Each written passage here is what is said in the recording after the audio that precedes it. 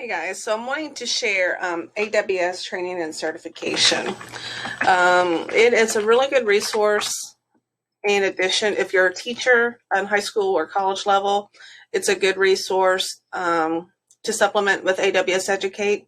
If you're not a teacher or student at the college or high school level, this is a great resource just to learn about AWS and prepare for your certifications or learn about the new technology as it comes out. So I think you saw earlier, I just Googled AWS training and certification, but this is the URL. Go ahead and click get started. I'm in incognito mode, so it doesn't capture, ideally doesn't capture my sign in, but there you can see some stuff that it's offering here on AWS training and certification. So the way you get started with AWS training and certification, it's different than your AWS account if you already have an AWS account, and it's different than your AWS Educate account if you already have an AWS Educate account.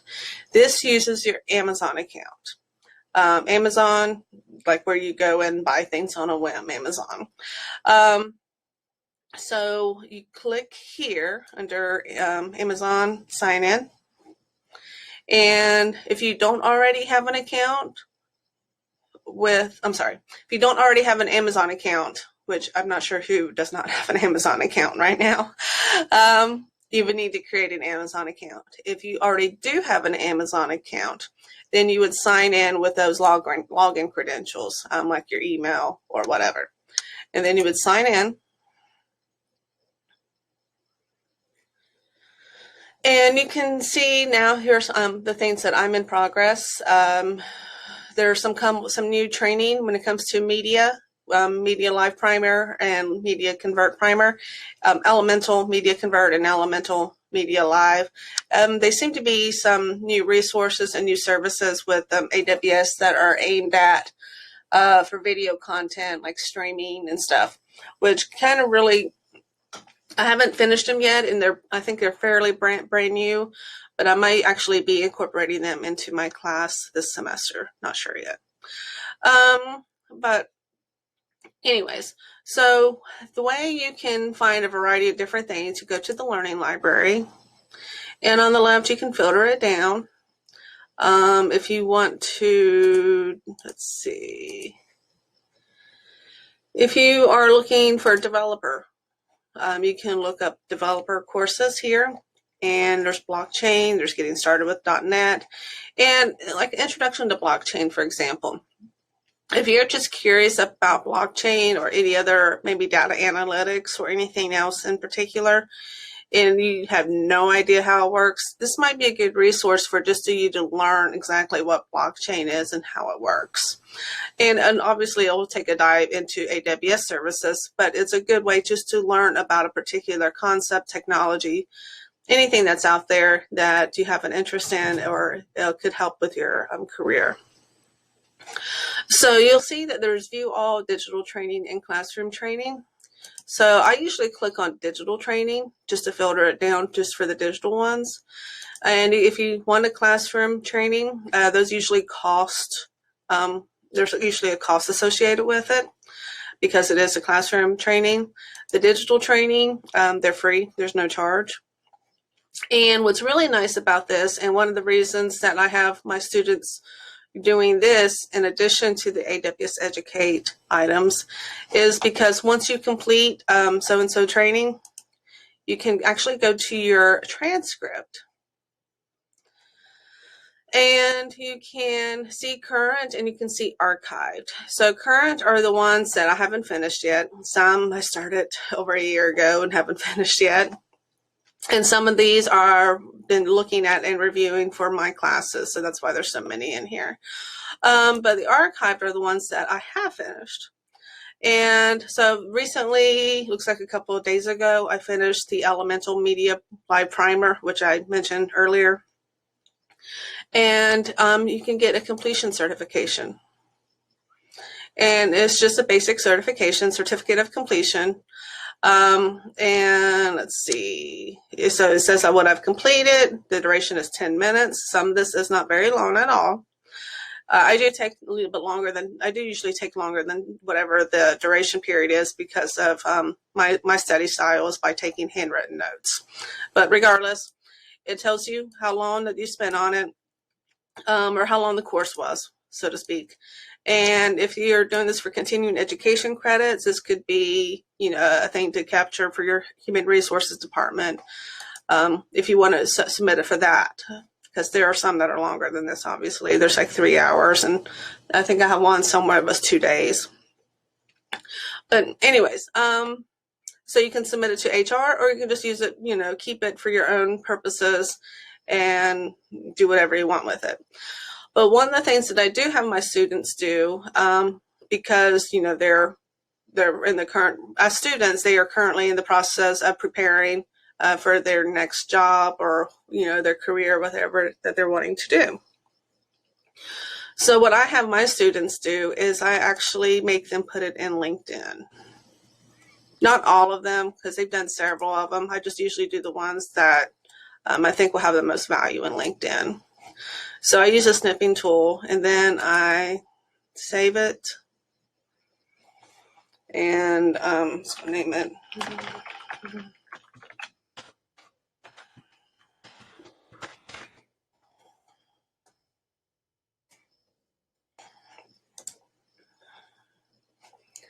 And then I go to my LinkedIn.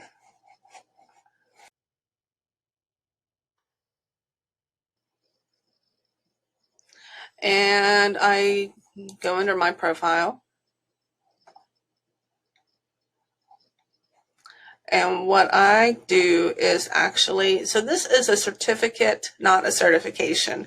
And sometimes I do get that a little bit mixed up in between education and licenses and certifications. So what I would probably do is put this under education, because again, it's a certificate of completion, not necessarily a certification. And I think it's easy to have a gray area on that, in my opinion. I could be wrong. So some of the stuff that I have here for licenses and certifications should probably be under education, but it is what it is. So I'm going to go ahead and hit the little plus symbol and put the school, put AWS, or probably should not do that. Amazon Web Services, certificate of completion. What was the name of it again? Media something. Do that. Copy and paste that in here.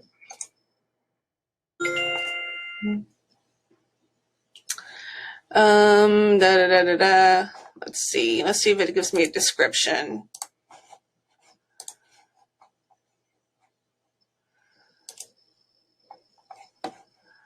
Okay. Go ahead and copy that. And under description. And then hit upload. I think it was under pictures. Yeah, there you go.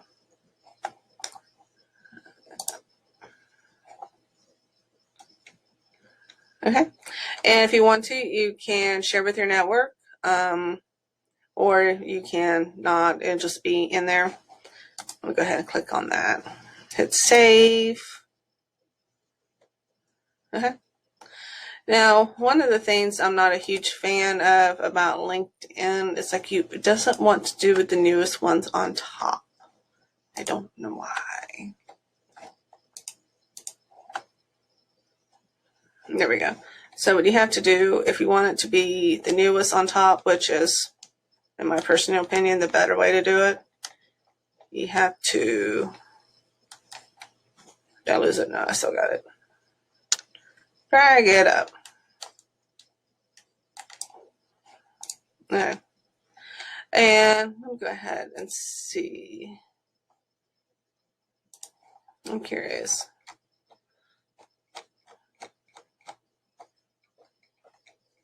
What if I click the under licenses and certification?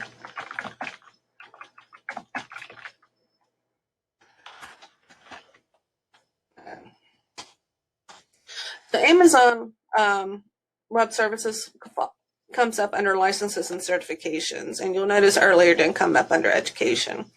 And what's actually under licenses and certifications within AWS on LinkedIn are the certifications that you have. And again, a certificate of completion is different than a certification.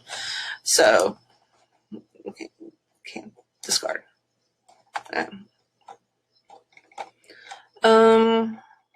Let's see. So maybe one of these days they'll have it in here. Because what I'm wanting is this little logo like we have for HubSpot Academy to appear here. But it looks like that's not going to be today. So it is what it is. Let's see. And if you're new to LinkedIn and if you don't see education or any of these other sections that you're seeing on mine, if you go under where it says add profile section, you should be able to find and add whatever it is that you're looking for. So that's pretty much it on this tutorial on AWS training and certification for Awesome Wednesday. See you guys. Let me know if you have any questions.